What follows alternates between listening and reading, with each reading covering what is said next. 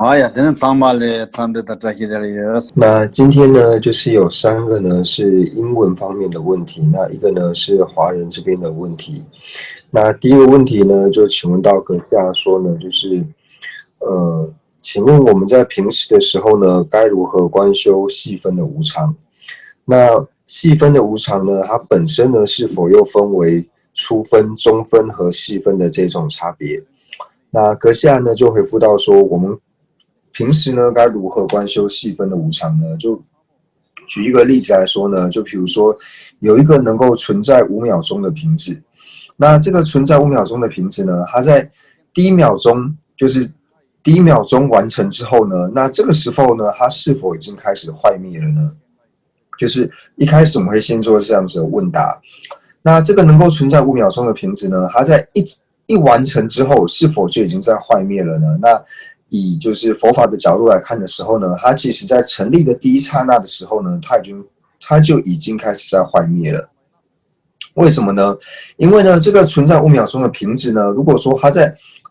在完成的第1秒的时候，它没有开始坏灭的话呢，那照理说呢，它就能够变成存在6秒钟的瓶子。为什么？因为它还没有完成之前呢，就已经确定说它能够存在5秒钟了。那它在成立第1秒的时候呢，如果说它还能够继续存在5秒钟的时候呢，那就变成说加起来它能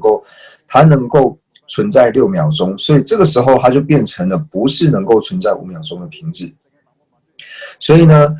从这边呢，我们就可以推论说呢，其实任何的事物呢，它在一完成之后呢，它就已经开始在坏灭了。然后透由这个理路呢，我们透由观察修呢去施者，然后透由观察修呢去施者之后呢，我们就可以慢慢的理解到说，任何呢无常的事物，或者说任何的事物呢，它只要一成立之后，它就是刹那刹那不断的在坏灭，刹那刹那都没有安住过。为什么会说它刹那刹那皆没有安住，刹那刹那皆在坏灭呢？因为它从一完成的时候呢，它就是一个开始坏灭的体性。为什么它一完成呢，就是一个开始坏灭的体性呢？因为呢，我们知道说呢，任何的事物呢，它必定是透由因和缘合合而成。但是呢，能够承办它的因和缘呢，本身呢，就是刹那刹那坏灭的体性。它既然是由刹那刹那坏灭体性的因和刹那刹那坏灭体性的缘合合而成的话呢，那自然而然所组成的这个事物呢，它也是刹那刹那坏灭的体性，这是法尔如是的。所以这个道理呢，我们在思维之后呢，我们就要升起一个决定。那内心升起了就是无常，它就无常的法类，或者说任何的事物呢，它只要从一完成就开始在刹那坏灭的这个决定，我们能够理解之后呢，那就要透由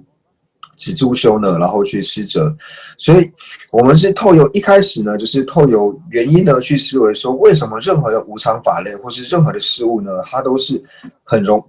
它的体性呢是坏灭的体性，它是刹那刹那在坏灭的体性。那等到我们思维到说最主要原因呢，就是因为说它的因呢本身就是坏灭体性的缘故，所以自然而然由坏灭体性所生的果呢，那它自然所承办的时候呢，它就具备这种坏灭的体性。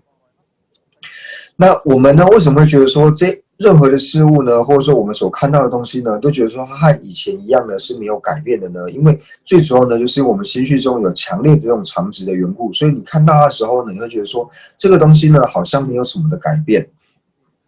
那这是对于说第一个问题的回复，所以就是说我们一开始呢要透由理路去思维，就透由观察修去施者说为什么呢？事物它都是刹那刹那在坏灭的。那等到对于这个道理呢能够升起定解之后呢，那就透由止住修，所以就是透由观察修和止住修呢配合的方式呢，然后来学习细分无常。那第二个问题呢，就是请问阁下说，对于说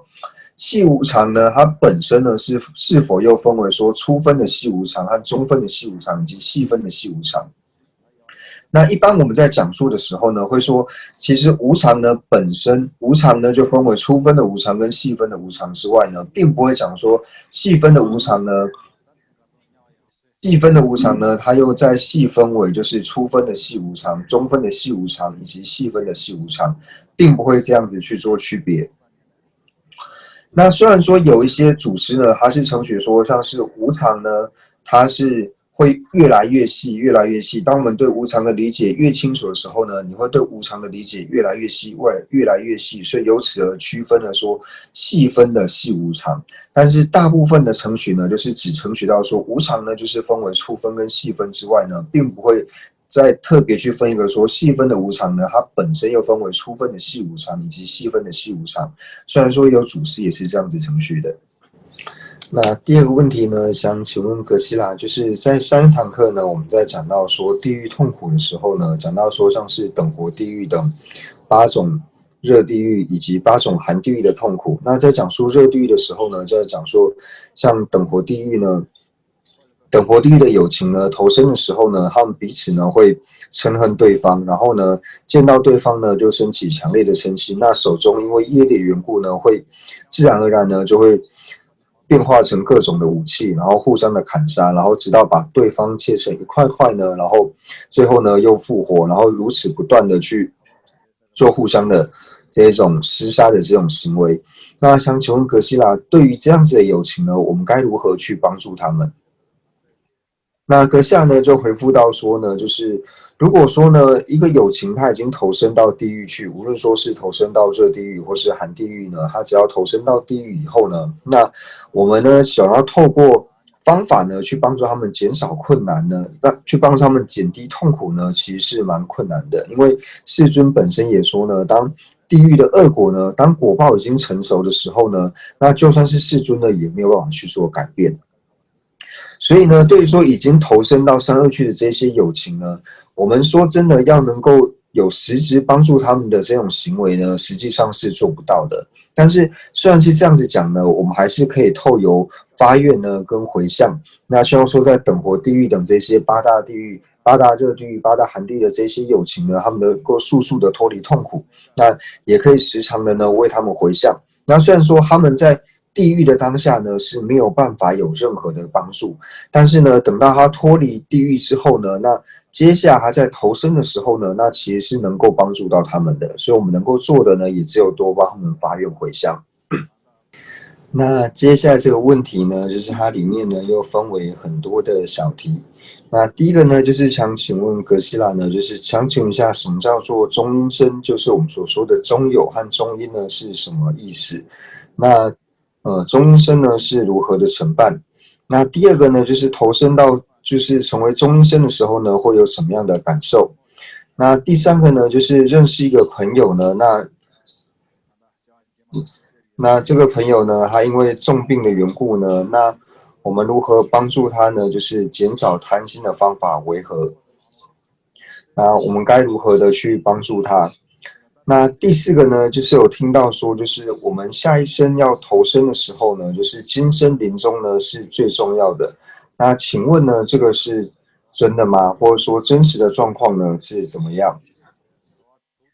那在这里呢，就提到说呢，就是我们在讲一切的友情呢，就是分为就是四有跟六道。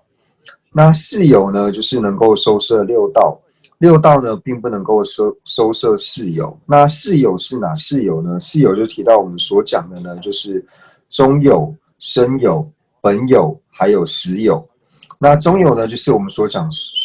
讲述到的中阴。那中阴身呢，为什么说四有能够收摄六道，但是六道呢没有办法收摄到四有呢？因为呢，中阴身呢，它不算是六道里面任何的一道，所以呢，所以我们说六道呢，它是无法收摄四有的，因为没有办法收摄中阴身。那中阴身呢，所讲的就是，就是我们在投生，就是除了投生到无色界的天人之外呢，没有中阴之外。那其他呢，所有的每一道呢，你在投生之前呢，都要先经历过它的中阴。就以一个，比如说一个人呢，他已经死了，那这个人死了之后呢，他接下来还是投生到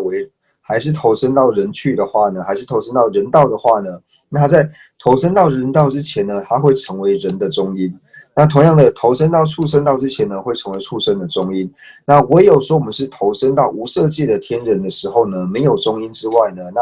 其他呢都会投身为，就是看你投身到哪里，就先变成那个的中阴。那这是第一个，就提到说呢，中阴呢是什么？那第二个问题呢，就讲到说，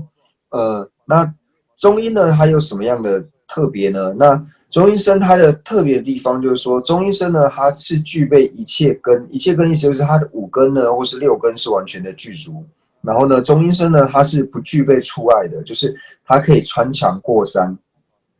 它可以穿过墙壁，穿过任何的东西。然后呢，他内心呢，中医生他想要到哪里呢，他就能够到哪边去。他就是有一点点的，就是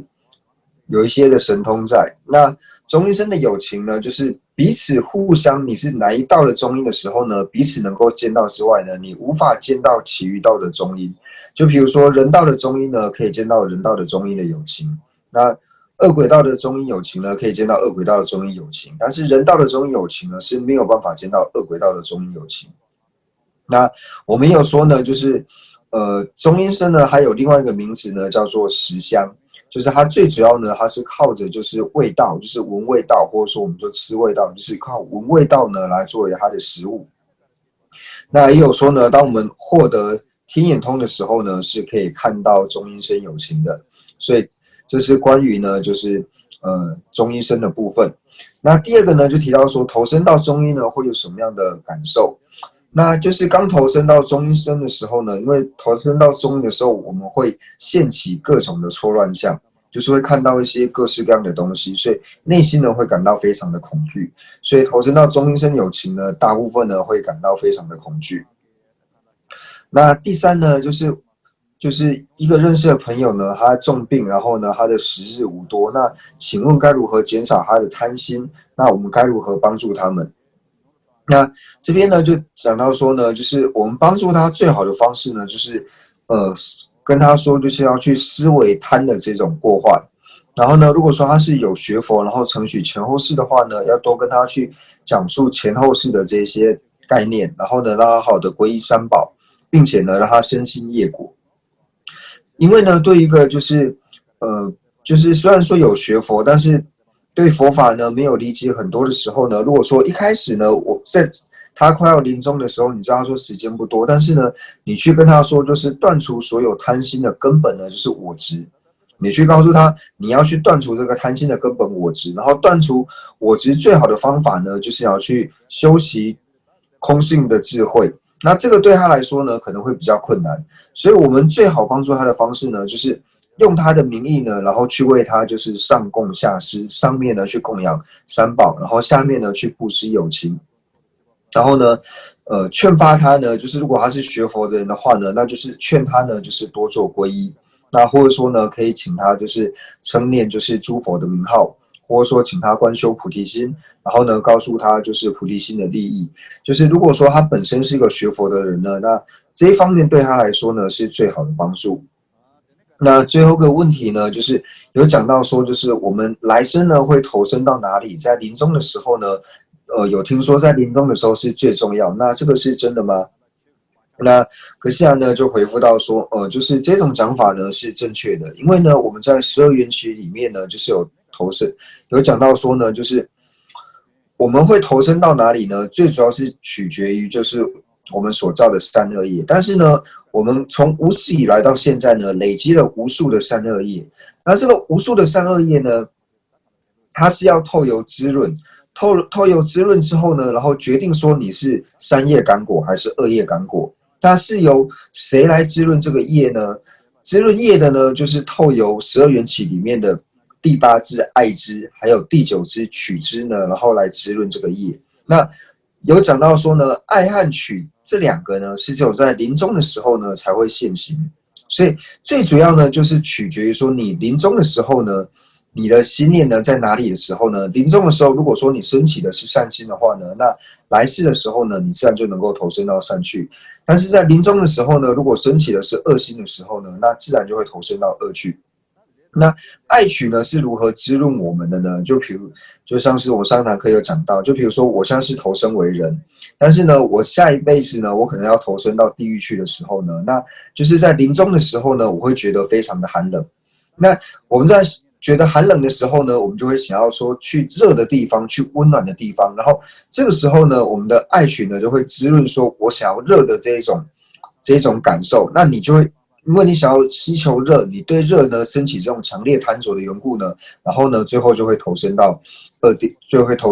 地狱。那当然在投身到热地狱之前呢，会先成为热地狱的中阴有情，成为热地狱的中阴身之后呢，然后最后呢才投身到热地狱里面去。所以在临终的时候呢，对我们来说是最重要的。所以最好的方式呢，就是在临终的时候呢，能够去策立这些快要临终的人呢，就是能够策发他的善心，乃至于说就是让他能够升起菩提心的话呢，那这个就是让他能够投身到善趣的因。那反过来说呢，如果在临终的时候呢，升起了这种恶业或者说黑夜的这种心的时候，那自然而然呢就会投身到恶趣。接下来呢，就是最后一个问题，就是想请问格斯拉，就是临终时的相状呢，是会代表说我们会投身到哪里吗？就比如说呢，像说要投身到恶鬼道的时候呢，那在临终的时候呢，就会产生这种不想吃的这种相状。那或者说呢，像是因为癌症等等这些痛苦、这些病痛呢，然后在临死的时候感到很痛苦的这种相状的话呢，那是不是说表示呢，他的来世呢会投身到地狱去？那就是说，这个一般我们是这样子，就是是这样子讲是没有错，但是呢，这个应该是没有周遍的。他这个应该说不一定，但是就是说我们一般在讲述的时候呢，是会这样子讲。就像刚说的呢，就是如果呢我的来生要投身到热地狱去的时候呢，那在临终的时候呢，会觉得非常非常的寒冷。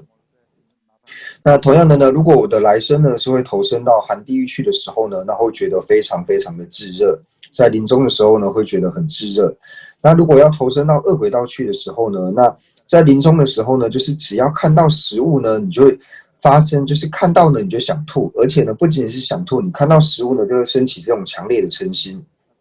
那这种相状呢，我们会觉得说，这个他来生呢可能就是会投身到恶鬼道去。或者说呢，就是在临终的时候呢，有这种就是非常非常强烈的这种痛苦，身体上的痛苦，或是这种剧痛的时候呢，那就表示说他的来世呢可能会投身到地狱去。那虽然说呢是这样子讲，但这个应该也没有周遍，它就是表示一种相状而已，但是并不是说是一定的。因为呢，在经论里面呢也有提到说，就是虽然说呢，比如说我在今生临终的时候，那我今生已经死了，那我接下来呢就是要投身到地狱之前呢，那我现在已经承办了就是地狱的中阴身。那我投身到地狱的中阴身之后呢，那和我有关系的这些亲人，或者说呢和我就是平常就是在金钱上有往来的这些熟人，或者说呢和我是就是具备就是师徒之间的关系，这些人呢，就是凡是和我无论是在亲情，或者说在金钱，或者说在师弟之间呢是有所关系的这些人呢，那为了我的目的呢，在我死了以后呢，就是虽然说我还没有成为六道的哪一道，我只是成为了地狱的中阴身，但是呢，他在我成为中阴身的时候呢，他就是去广做这一种供养，去上供下施，然后去广做善事，为了我呢，然后去做很多的善事。那透有这个功德呢，那虽然说我现在已经成就了地狱的中阴身，但是呢，我地狱的中阴身死了之后呢，我是呢会有可能投身为善趣的中阴身，或是投身为人的中阴身。所以呢，就是无论说是在眷属方面呢是有关联，或者说在金钱上面呢是有所往来，或者说呢本身呢就是具备上师和弟子这种关系的人呢，就是至少和你有某种关联的这些人呢，然后为了我们的目的呢去行善的话呢，或者说为了他人，为了这个亡者去行善的话呢，那他即使投身到了恶趣的中阴的时候呢，因为这个行善的功德呢，他都有可能从恶趣的中阴呢转变成善趣的中阴，或是转生为人的中阴身。那接下来呢，就是我们回到安乐道论。那之前呢，我们就讲述到说，共下士道呢，还有分为说做上修以及做先修该如何。那在做上修呢，又分为就是前行、正行、结行。那正行呢，又分为4个。那第一个呢，就是视为念死无常；那第二个呢，就是视为三恶趣苦。那我们之前呢已经讲完了前2个科判，那今天呢就是从第3个科判开始。那第3个科判呢就讲述到就是学习皈依三宝。那学习皈依三宝呢，在安乐道论里面，就是本文里面呢并没有讲述的特别的多。那这边呢我们就看到第13页的第2段。那接下来呢，就讲到说第3个科判呢，就是讲到说再次呢，就是修习皈依三宝。那在修习皈依三宝之前呢，那同样的呢，我们也是就是观想呢，就是和导师释迦世尊呢无二的上师呢，那他安坐在我们的顶门。那从我们的在我顶门的根本上师呢，他放光之后呢，然后到各个佛土呢，然后去迎请诸佛。就是迎请诸佛菩萨的本尊，所以呢，就观想说，就是上师放光之后呢，然后去迎请，就是我们其他的这些上师本尊三宝、永父、永母及护法圣众遍满虚空。那就是像刚讲的，就是观想我们顶门的上师呢，从自身放光，然后到各个佛土呢，然后去迎请这些各个本尊圣众呢，然后到会场，然后呢，就是围绕在遍满虚空呢，然后围绕在我们就是顶门上师的四周，然后呢，这个呢就是我们前面所讲的呢，就是明现资粮田的部分，就是去迎请各个本尊呢，然后到会场来。那这个就是前面所讲的。那为什么要做这个呢？就是我们在皈依三宝之前呢，我们要先明现，就是先观想皈依境。所以这边呢，就是做皈依境以及资粮田的观想。那等到迎请了诸佛本尊还有上师之后呢，那我们就对此皈依境呢，就是在对面在围绕在我们顶门上师的这些诸佛世尊呢，然后我们就是对这些皈依境呢，然后做这种清晰明晰的这种缘念，就是缘着他们，而且把他们就是观想的呢非常的清楚，然后观想的非常清楚之后呢，然后就意念着这里面所有的这些诸佛本尊，他们所有的身口意还有事业的功德，就是他们的身功德、语功德，还有意功德以及事业功德。那在做完这些祈请之后呢，那我们就做完这些观想之后呢，我们就祈求呢，就是皈敬的这些三宝呢，他请客呢，能够将我还有说一切有情呢，一切如母有情呢，从轮回就是根本呢，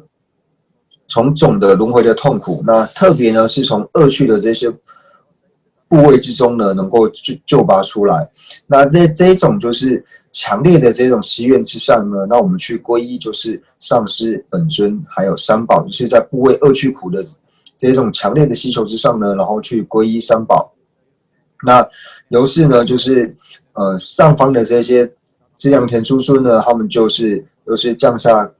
五色的甘露，然后呢融入至他一切的有情的身心，然后净除所有的罪障还有恶业，然后观赏三宝的加持去入我的心中，然后让我们的寿命福德等等呢都能够增长，然后呢应该做百千万次的皈依的念诵。那安乐道论里面呢所讲述皈依的内涵呢，就是上述所说的这些，就是非常的简短。但是呢，对于我们初修学者来说呢，就是皈依呢是非常重要的，而且可以说对我们初修学者来说呢，最重要的呢就是皈依。所以阿底峡尊者呢到西藏之后呢，他就是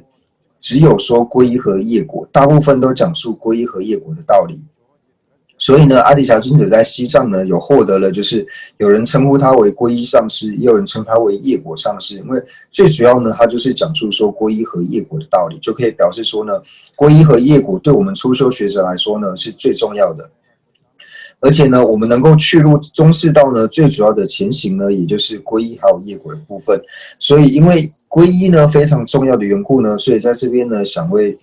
大家呢就是多做一些解释。那我们在讲述皈依的时候呢，通常呢就是会分为5个科判呢，然后来做讲述。那第一个呢就是透有什么样的因呢，然后来做皈依。那第二个呢就是我们皈依的境界呢是什么，我们所要皈依的境呢为何。那第三个呢就讲到说皈依的量呢是什么。那第四个呢就提到说皈依的利益。那以及第5个呢就讲到说皈依的学处。那第一个呢就讲述到说皈依的因。那皈依的因呢，我们一般在讲述的时候呢，就是提到2个，那就是呢部位以及信心。那所以呢，在这边呢就讲述到说，那以三世道呢，我们来举例的话呢，就是什么叫做部位，那什么呢叫做信心。就以下世道来说的话呢，那下世道呢，因为呢我们对于说三恶趣，就是地狱恶鬼畜生的这些痛苦呢，感到害怕、感到怖畏的缘故。那因为这种部位的缘故呢，那我们相信呢，就是唯有三宝呢具备能够救护我们的能力，所以呢，由此对三宝升起信心。那这种呢是属于下士道的皈依。那中士道的皈依呢，就是思维自己呢对于说轮回的痛苦呢，就是感到害怕与部畏。那相信呢，就是三宝呢，唯有三宝呢具备这样子的能力，所以而皈依三宝。那这是属于中士道的皈依。那上士道的皈依呢，就是对于思维到自他一切有情呢，就是将会堕入极近边以及有边呢，然后由此呢而升起害怕和部畏。那深信呢，唯有三宝呢具备这样救护的能力，所以对三宝升起皈依呢，那这样子呢是属于上士道的皈依。那在上一堂课呢，就是我们所讲述到的呢，就是三恶趣的痛苦。那为什么要讲述三恶趣的痛苦呢？就是因为我们唯有呢，真的对三恶趣的痛苦感到害怕的时候呢，我们才能够真的呢升起一个希求皈依的因。那上一堂课呢，其实对于皈依的痛苦呢，对于三恶趣的痛苦呢，并没有讲述很多。那乃至于说等活的痛苦呢，我们也只是讲述到了一点点而已。那在佛说所讲的四念住经里面呢，那它里面对于说就是仔细的讲到说关于地狱恶鬼畜生呢这三恶趣的痛苦。那像在讲述地狱的时候呢，就讲述到了说地狱呢其实又分为了36种地狱。那这些最主要的出处呢，就是出于佛陀所讲的四念住经。所以呢，我们想要好好升起皈依，想要好好修习皈依的时候呢，我们就一定要具备皈依的因。那我们想要具备皈依的因的话呢，那我们就要了知到说恶趣的痛苦呢到底是什么。因为我们唯有真实的对恶趣的痛苦呢，就是了解恶趣痛苦是什么时候呢，我们才会升起害怕。因为呢，祖师他们有提到说，就是我们和恶趣之间的差别呢在哪里呢？我们和恶趣之间的差别呢，其实就只在一个呼吸之间。可能这个呼吸没了之后呢，我们就投身到三恶趣去了。所以透由这样子的去思维呢，我们应该要升起部位，因为我可能一死，可能这个呼吸一断之后，我就投身到三恶趣去了。所以透由这种方法呢，我们这个时候就该思维说，我现在呢还没有死的缘故，所以我现在呢尚未堕入恶趣。那我既然现在尚未堕入恶趣的话呢，那我就要好好的呢去修习，就是什么样的方法呢才能够避免我呢投身到恶趣。所以呢，我们要先去好好的思维说三恶趣的痛苦，然后呢由此升起部位。那你一对三恶趣升起部位的时候呢，你自然而然呢你就能够承办皈依的因。那接下来呢，就讲述到说，我们如果呢在思维三恶趣苦的时候呢，然后就如同说我们在看电影的时候呢，就如同说我们在看电影一般，然后看到说，哦，这个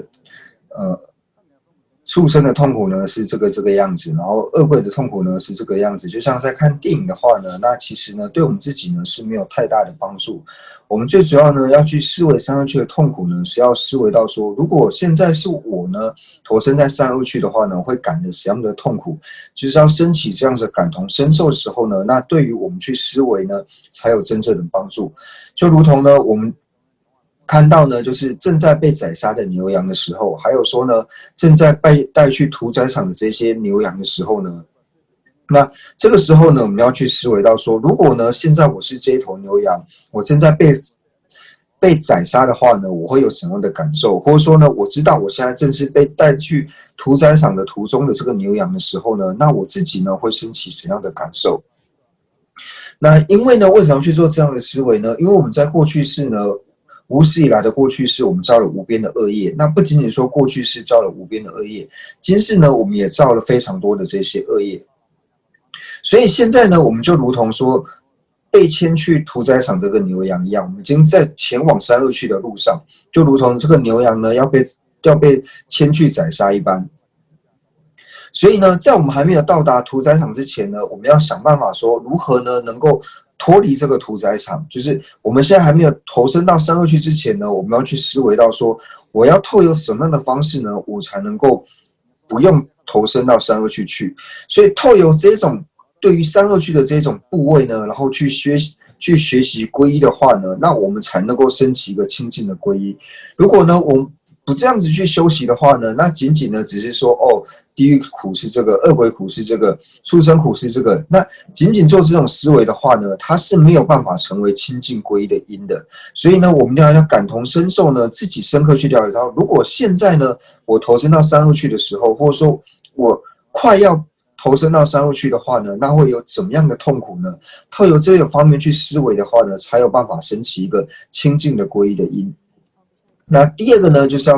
第一个呢讲到部位，那第二个呢就提到说是信心的部分，就是呢我相信到呢就是能够救护我呢脱离三恶趣部位的这个能力呢，那是谁才具备这样子的能力呢？那相信呢就是只有三宝呢才具备这样子的能力。那我们该如何相信说三宝呢它具备了能够救护我们脱离三恶趣的这种能力呢？那这个时候呢我们就要先了解到说三宝的功德。你唯有了解到说佛法僧这三宝它具备怎样的功德之后呢，你了解了三宝的功德之后呢，你的内心才能够真正的对三宝升起信心，才能够由衷的相信说唯有三宝呢才能够对你产生救护。那这个时候呢，你才能够升起一个清净的皈依。那这部分呢是很重要的，对于说三宝的功德部分，特别是说像学习过经论的人呢，就是有学习过现观的话呢，就可以知道说，像在现观庄严论里面呢，对于说三宝的功德呢，是用很大的篇幅呢，然后再讲解三宝的功德。那第二个呢，就讲到说，就是我们所要皈依的境呢为何？那就提到说，我们最主要的皈依境呢，就讲到说是三宝。那三宝呢，就是我们之前呢在讲述到说，就是我们讲到说像是明现资粮田，就是我们在观想资粮田或是在观想皈依境的时候呢，就有讲到说，我们最主要去观修呢，就是像是五派传承的这种上师，五传承的上师。那五传承上师呢，那接下来就是观想到就是密续四故密续的本尊，然后呢显教的佛部，然后以及菩萨、圆觉、声闻，然后呢。永复空行，那以及护法等等呢，那这些呢就是我们所讲述到的佛宝和僧宝。那对于这些诸佛菩萨呢，他们所讲说的这些佛法呢，他们所宣说的这些佛法呢，然后就是它的相状呢显现为金行的这种相状。那这边呢所讲的就是法宝。那所以呢，我们可以知道说，我们在讲述皈依境的时候呢，没有不收摄在三宝里面的。所以呢，我们皈依的对象为何呢？皈依的对象呢，皈依的境呢，也就是三宝。既然说皈依的境是三宝的时候呢，所以我们就要很清楚的认知到说，什么叫做佛宝，什么呢叫做法宝，以及什么呢是僧宝。那佛宝呢是什么呢？佛宝呢所讲述到的呢，就是究竟圆满。恶力的呢，那称之为是佛宝。那究竟圆满恶力呢？那我们讲的恶力，什么是恶力呢？恶力其实就是说呢，自利利他。所以呢，当我们能够圆满究竟恶力的时候呢，那圆满自利的时候呢，所承办的呢就是自利的法身。那圆满他利的时候呢，所承办的就是他利色身。那我们在讲述到自利法身的时候呢，我们有讲述到说，就是自利法身呢，它又可以分为就是断功德圆满以及正功德圆满这两者。那讲述到他利色身的时候呢，就讲述到说又分为报身还有化身呢这两者。那这个呢，具备这样子的功德的呢，就是称之为是佛宝。那法宝呢，就提到说呢，灭地和道地，所以我们在讲述法宝的时候，就提到说呢，透由灭地和道地呢所摄的一切呢，就是圣者心绪中的道呢，就是称之为是法宝。那法宝和僧宝呢，还有分为就是圣意的法宝，那以及呢又分为说明所安立的法宝和僧宝，就是圣意的法宝和圣意的僧宝，以及又分为呢明所安立的法宝和明所安立的僧宝。那我们讲的就是圣意的法宝呢，就提到说就是灭地和道地。灭地和道地这两种功德呢，就是这边所谓的法宝，那也是我们的正皈依。那对于说灭地和道地功德呢，就是能够诠释灭地和道地功德的经典呢，那我们就称之为叫做明所安立的法宝，就是这些经典能诠的经典呢，就叫做明所安立的这个法宝。那生宝呢，就有提到说呢，它是具备了8种功德的这种甚深伽呢，称之为是生宝。那简单的来说呢，就是当能够就是现证空性之后呢，能够现证空性的补特伽罗呢，那在这以上呢，就称之为是生宝。那我们以五道十地里面五道来区分的话呢，就是从见到位以后呢，就是称之为叫做生宝。那这一种呢是属于就是圣意的生宝。那明所安立的生宝来说的话呢，就像是我们一般凡夫来说的话，就是说，如果呢凡夫呢你具备了像是沙弥戒以及比丘戒呢，就是具备了4种律仪、4种这种戒体的这种补特伽罗呢，那这些呢就可以称之为叫做明所安立的生宝。那如果说呢，上述呢就是讲解三宝，那大家如果还不是很清楚的话呢，那我们在这边再讲的更仔细一点，就是呢，简单来说呢，就是以我们来说，我们现在呢是属于呢就是未入道的凡夫，就是我们在5道里面呢，我们不属于任何一道，所以呢，我们是未入道的凡夫。那因为我们是未入道凡夫，那我们从现在呢，就是开始呢修习菩提心，以及呢去思维呢，就是讲述空性道理的这些经典，去思维这些经典的内涵。那透由就是思维菩提心以及思维空性呢，然后我们透由不断的观修，那等到我们的心绪之中呢，能够升起了真实的菩提心的时候呢，透由思维菩提心，然后内心能够升起了真实菩提心的时候呢，那什么时候升起了菩提心？这个时候呢，我们就进入了大乘的资粮道。那进入大乘资粮道之后呢，那还是一样，我们还是不断的呢，在菩提心以及呢，就是正的空性的智慧上面呢，不断的去做观修。那我们在资粮道的时候呢，那什么时候呢，能够升起了一个就是正的空性的毗婆舍那的时候，就是正的空性的圣观的时候呢，那这个时候呢，我们就从资粮道进入了加行道。那进入加行道之后呢，还是呢，就是一而再呢，再而三的呢，对空性呢去做观修。那什么时候呢，能够现证空性的时候呢？那这个时候呢，我们就升起了。什么时候能够现证空性的时候呢？这个时候就进入了见道。那进入见道的时候呢，这个时候我们心绪中的这个道呢，就是称之为是道地。就是道地呢，在这个时候呢才升起。就是你什么时候进入见道的时候呢，你的心绪之中呢才会升起了所谓的道地。那正得空性的这个智慧呢，就是我们第一刹那什么时候呢开始第一刹那呢现证空性的时候呢，那这个时候呢就是进入见道的无间道。那进入见道无间道的时候呢，就是正对治所断。那我们知道说所断呢分为2种，所断呢它是分为见道所断以及修道所断呢这2者。那我们在见道无间道的时候呢，是正对见道所断。那它的第2刹那呢，就是见道无间道的第2刹那呢，就是见道解脱道。那无论是见道无间道呢，或是见道解脱道呢，它同样呢都是现证空性的智慧。那唯一的差别呢，就是见道无间道呢，它是呢正对治，就是见道所断。那等到升起了见道解脱道的时候呢，它这个时候呢已经断除了见道所断，所以获得了一个断除见道所断的灭地。所以呢，在讲述道地和灭地升起的次第呢，我们会讲到说呢，在升起灭地之前呢，要先升起道地。那当我们心绪之中呢升起道地，或者说升起灭地的时候呢，那这个时候呢，心绪中具备这2种功德的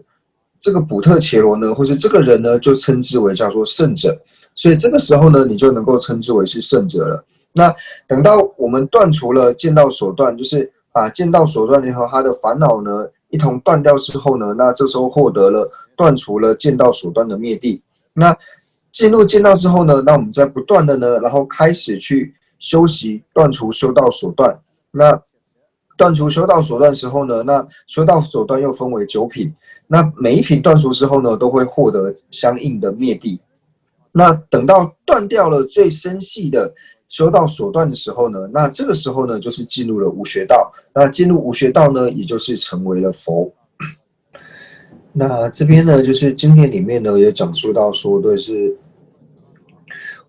我们呢如果想要救护个别的这种痛苦的话呢，其实呢是不需要就是具备佛法僧三宝的，是不需要皈依全部的三宝。就是对于说某些个别的这些痛苦呢感到部位的时候呢，那我们呢并不一定要具备三宝全部的，对于三宝呢完全呢去希求呢，我们才能够从这些痛苦里面脱离出来。那这边呢就讲述到说呢，就是以前呢有一个人，因为呢他被老虎呢，他就是因为老虎的缘故呢，然后内心感到害怕，所以呢他就像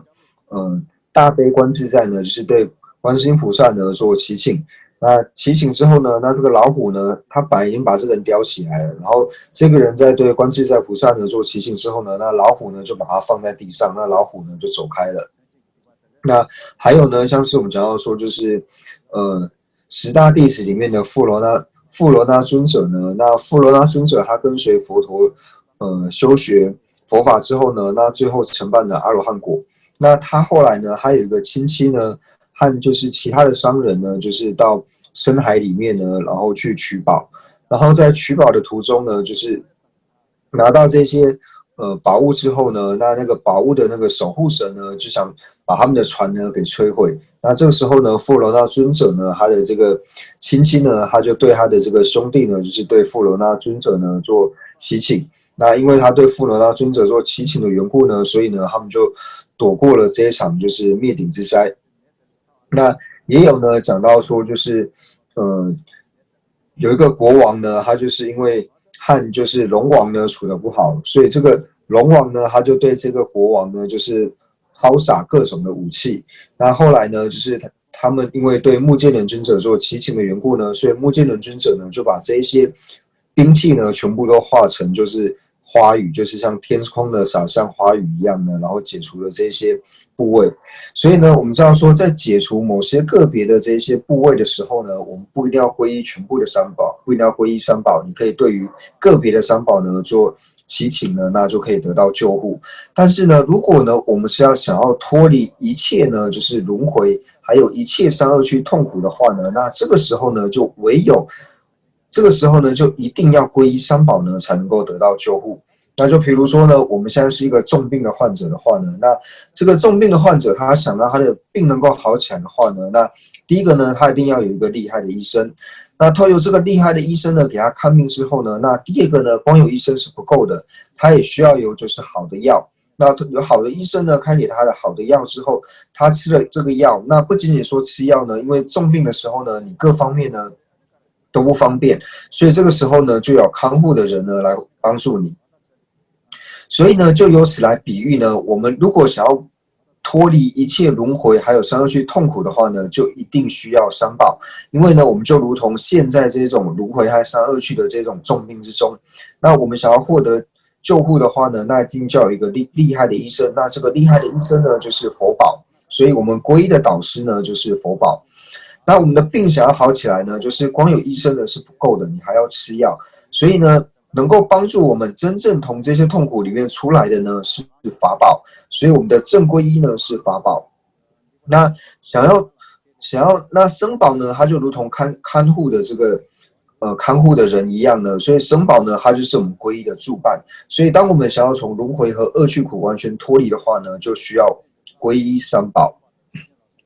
那接下来呢，我们就讲述到说呢，为什么三宝呢，它是我们能够归头依靠的原因是什么？为什么三宝呢堪为皈依？那为什么像是其他的就是世间的天神，像是大梵天还有第四天等等呢，为什么无法作为皈依的缘故呢？那这边呢，就是透由4个原因呢，然后来做解释。那第一个呢，就是讲到说呢，就是佛陀呢，他已经解脱了一切的部位。就是佛陀他本人呢，就是从一切的部位之中呢，已经解脱出来。那第二个呢，就是佛除了他自己已经从一切的部位里面解脱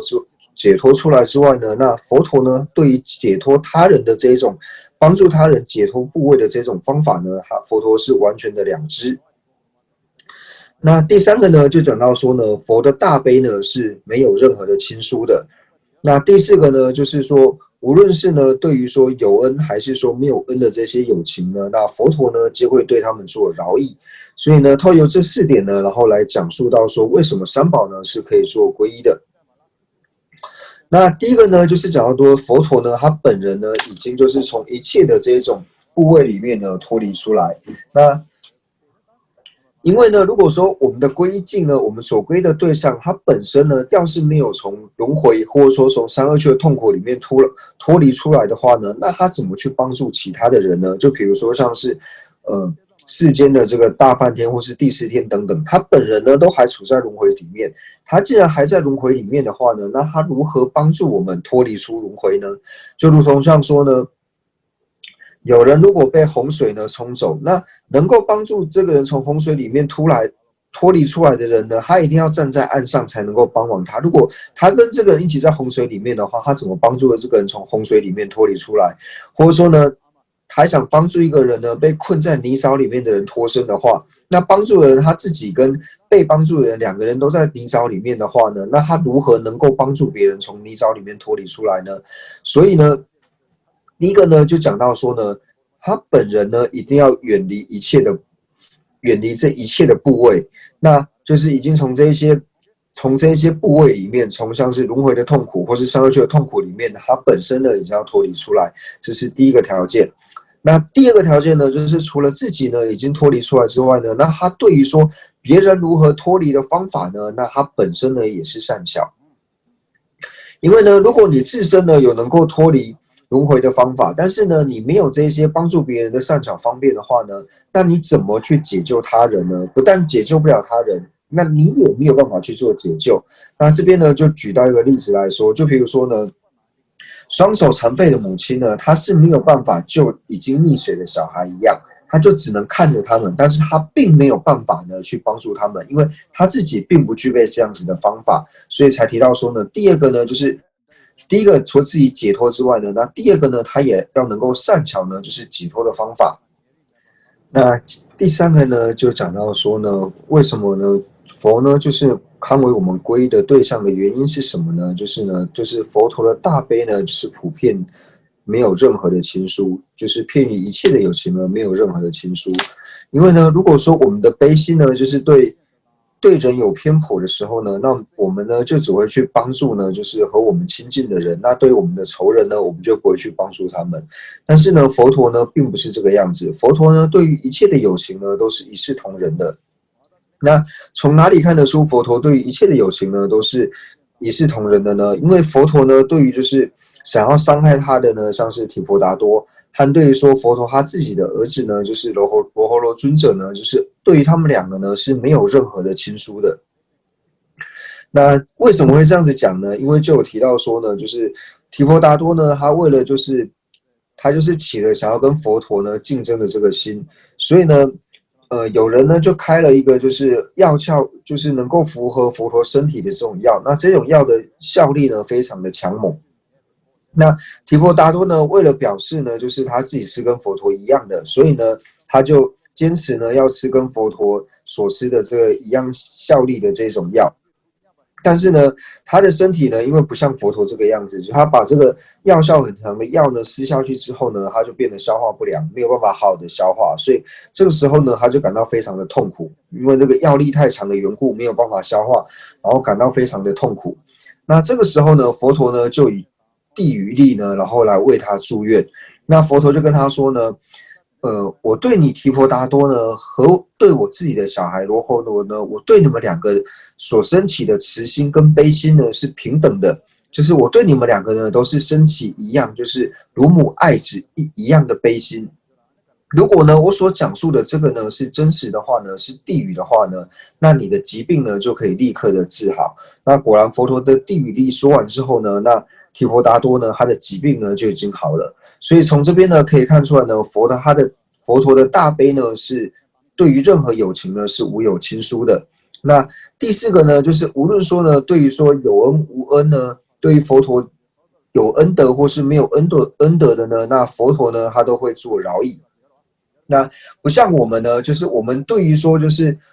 对于我们有恩的这些人呢，我们就会想要去帮助他们。那伤害我们的这些人的时候呢，我们呢就不想要去帮助他们，乃至我们会反过来呢是想要去伤害他们。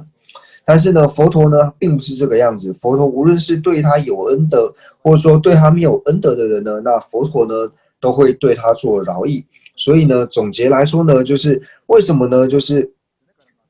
三宝呢是堪为皈依的呢？那最主要的原因呢，就是这边所讲的四个，那就提到说呢，自证解脱一切部位。那第二个呢，善巧于为度他方便者。那第三个呢，普于一切无其亲疏，以及第四个呢，大悲片转，普利一切有恩无恩。所以呢，是因归一处。那以上呢，就是讲到说四个呢，就是佛呢堪为作为皈依的因。佛陀呢堪为作为皈依境的原因。那佛陀呢，他既然能够堪为皈依境的话呢，那佛陀为什么能够成佛呢？他为什么能够堪为我们的皈依境？最主要的原因呢，就是因为佛陀呢，他对于他修习了心绪之中呢，具备灭地和道地功德的缘故呢，所以透由灭地和道地呢，才能够成佛。所以呢，正法宝灭地道地呢，它也堪为作为我们皈依的因。那同样的呢，心绪之中呢，具备灭地和道地功德的这些圣僧宝呢，它也能够堪为作为我们的皈依境。所以呢，以上呢就讲到说，第二个呢就是我们所皈依的对象为何？那我们为什么呢要对他们做皈依？那这边呢就是我们讲到说在，安乐道论里面呢，共中四道部分，就是从第一个呢讲述到念死无常，那第二个呢就是思维三恶趣苦，那以及呢就是皈依三宝的部分呢，我们已经讲解完毕。那不过呢，我们在补充皈依三宝的时候呢，又讲到说透由5个科判呢，然后来解释皈依三宝。那今天呢已经讲完了呢，就是以何因而做皈依，那以及第二个呢，就是我们皈依的对象呢是什么？那接下来呢，就是皈依的量为何，或者说我们该如何的呢升起皈依，以及说像是皈依的利益，还有皈依的学处呢？那我们下一堂课呢再做解释。那现在呢还有几分钟的时间，那大家如果有疑问的话呢，那就是可以发问。